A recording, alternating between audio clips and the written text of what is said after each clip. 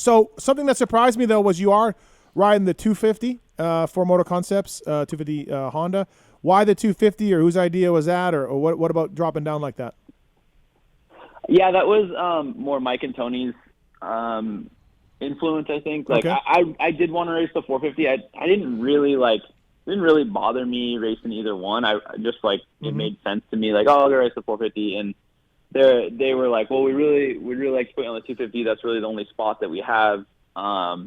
Just think about it. And Tony brought up some really good points where he's like, it's less pressure. It's probably a little bit less competition. It'll be an easier way to transition back into racing. Sure. And kind of bringing that idea out, I was like, yeah, that really does make a lot of sense. I'm not against it. Like, whatever, if they called me tomorrow, like, hey, we want to race 450 now, I'd be down for that too. But just, the spot that was available, and it really does make a lot of sense. I haven't had a gate drop since Colorado 2019, so it makes a lot of sense to kind of not jump into the thing head first, and maybe the 250 is the right decision for this year. Yeah, absolutely. Cole Seeley on the PulpMX Show, brought to you by Cherubies USA. Please check them out at CherubiesUSA.com or follow them at social media as well. They came out with some metallic plastic a few weeks ago that some of the teams are running. Looks pretty sweet. So, is this something Brett Q rocking the metallic? Yeah, he was. Yeah, saw that. Is this something that can transition into maybe 250 Supercross next year? That's been a rumor so far. There's nothing for sure. I honestly don't even know. Like, I think next year just so happens to be the first year that I'm eligible to drop back down, because I did point out. So, don't go 450, please. Yeah. Yeah, I don't know if I got 17 rounds in me, but I don't know. It's something that I don't know. I've thought about it since it's been brought up, and there's no definitive answer right now. It just kind of like I really just want to line up, see how I feel, and if it feels right, yeah, maybe I'll pull the trigger on that, and other races next year. But yeah, right now I just have my sights set on World Supercross SX2 and getting my my days prepped for that. Looks like it's 5 rounds, right?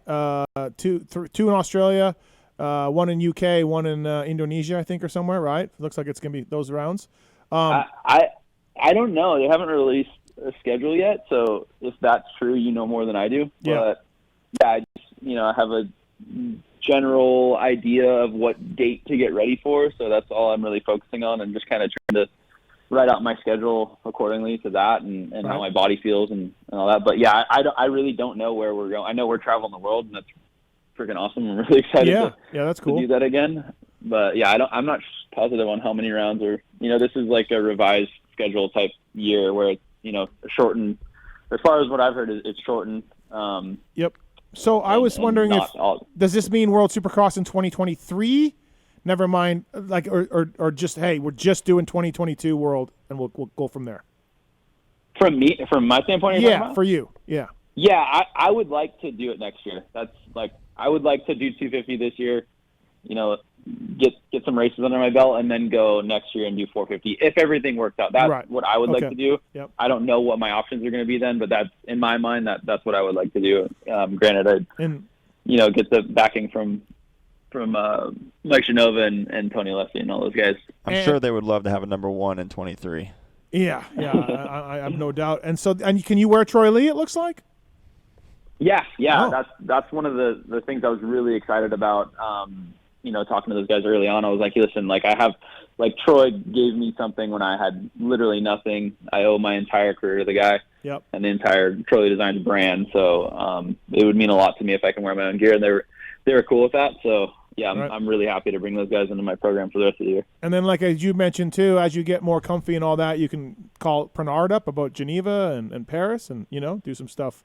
Yeah, I would love to go back over and do that stuff. It was just so, like I said, so unfortunate with, obviously there's not just because of motocross racing, COVID was unfortunate, but it was just unfortunate that it happened right when I was like, oh man, I wanted to go travel the world a little bit more and race a few more races.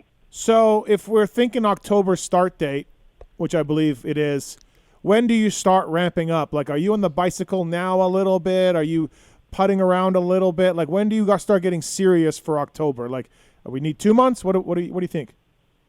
I mean, I'm riding right now pretty regularly, a lot more regularly than I have in the past few years, and just kind of put right now, like for the rest of this month, I'm not taking it, too serious with like stamina stuff yet. I really want to get my flow back, and what I've been doing right now on the track is like just really focusing on my flow and my form. And as soon as I start to feel that kind of fading away, I just take a cool down lap and then start back up again, just because I don't want to, like, I realized like back in the day when I was doing it, you're in shape and whatever, but like I noticed in my long motos, as soon as like I would start to break form, and then I would just start developing bad habits from that. So I'm just trying not to develop any bad habits, really like fine tune my corner technique and my whip technique and my rhythm sections and all that kind of stuff, and really make sure that I'm, like I brought a lot of my riding style over from BMX. So I'm trying to really like focus on that side